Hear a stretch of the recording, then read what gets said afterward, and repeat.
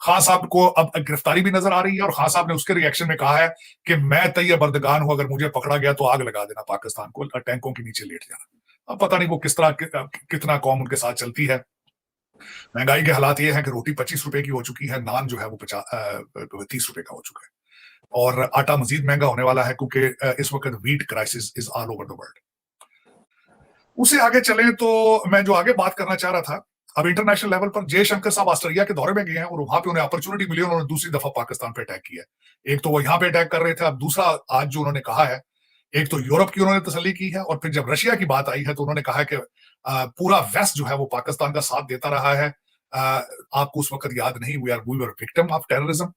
आपने अगर हमें वहां सपोर्ट नहीं किया वेस्ट ने और यूरोपियन यूनियन ने, आज हम रशिया को कंडेम नहीं करेंगे।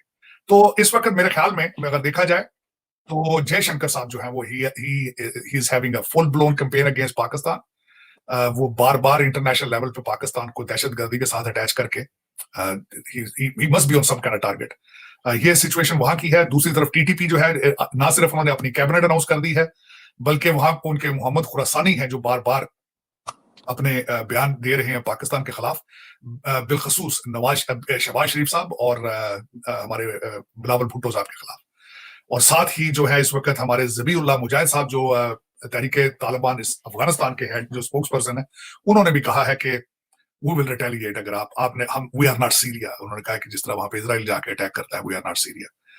इसका भी मेरे ख्याल में हमारे अदारों को सोचना चाहिए हम कहाँ जा रहे हैं।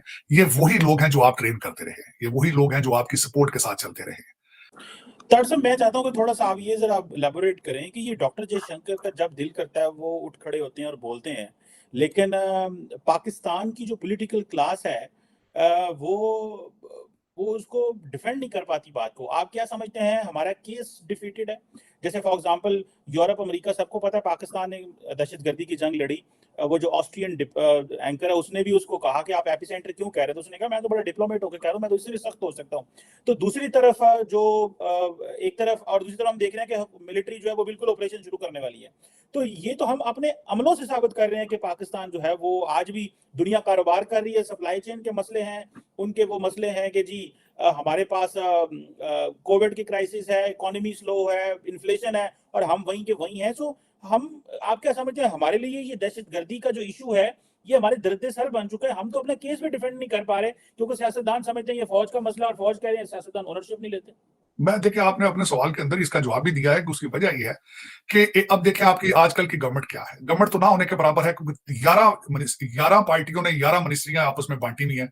जिस तरह माले गनीमत बांटा जाता है, उनकी आपस में कोई कोऑर्डिनेशन नहीं। इस वक्त मैंने आपको बताया था कि आपके बिलावल भुट्टो साहब हैं, उनको इश्यूज हैं, उनकी फॉरेन मिनिस्ट्री का इशू है दूसरी मिनिस्ट्रीज के साथ।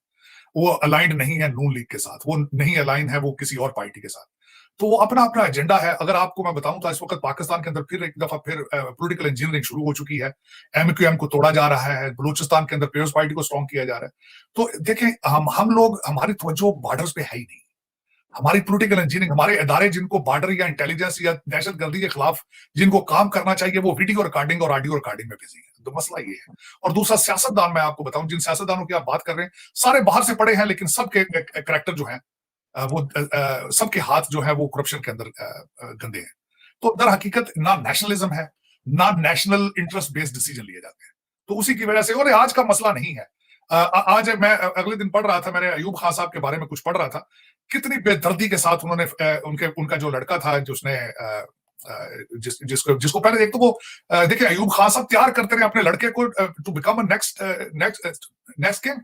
किस तरीके से फातिमा जिन्ना को हराया गया, जिस तरीके से गंधारा मोटर्स का स्कैंडल उन्होंने उसके ससुर के साथ किया। मेरे आज का ये स्टोरी नहीं है, ये आज की नहीं है चीजें। Ali Afzal Saeed is not a new character in Pakistan, is not.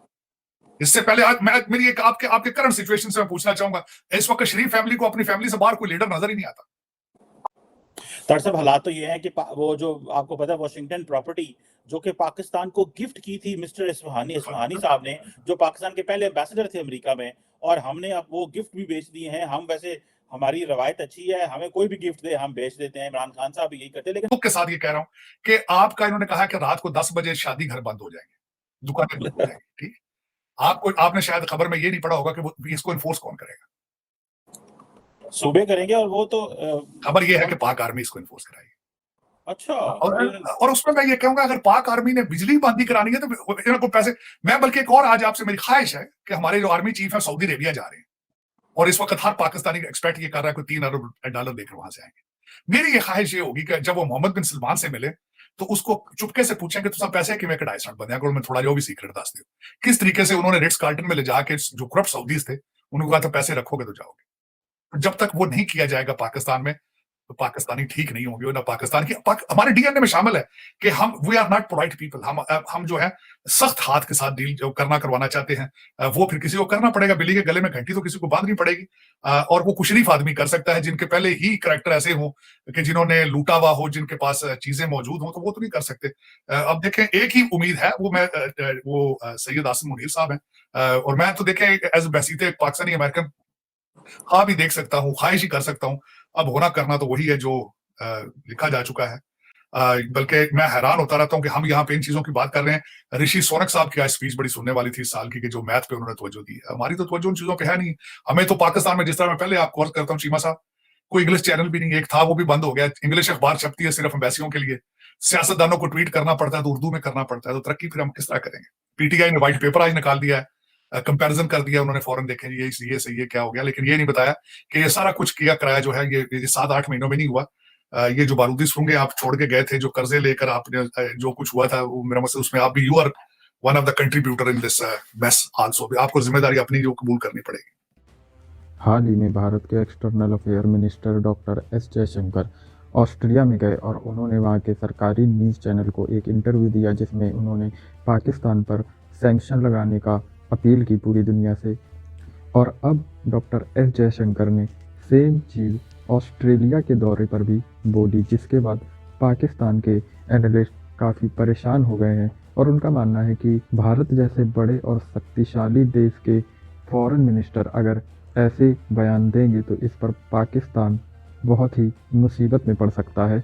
अगर बड़े देशों ने सैंक्शन लगा दिए तो पाकिस्तान पूरी तरह टूट जाएगा, जो ऑलरेडी टूटने के कगार पर है। लेकिन पाकिस्तान को ये समझना चाहिए कि डॉक्टर एस जयशंकर के बयान से नहीं, बल्कि वो अपने खुद के कामों, अपने करप्ट पॉलिटिशियंस, अपनी आर्मी की वजह से इस मुश्किल हालात में पड़े हैं, ना कि भारत की वजह से। जिस तरह से उन आतंकवादियों को दिया, टेरर फाइनेंस किया, इसी चक्कर में आज वो इतनी बुरी कंडीशन में है। और इस कंडीशन से निकलने के लिए कोई नहीं बल्कि उनको खुद की मदद करनी होगी, क्योंकि पहले की तरह अब ना तो यूरोपियन यूनियन उनका साथ दे रहा है, ना ही यूनाइटेड किंगडम और ना ही अमेरिका।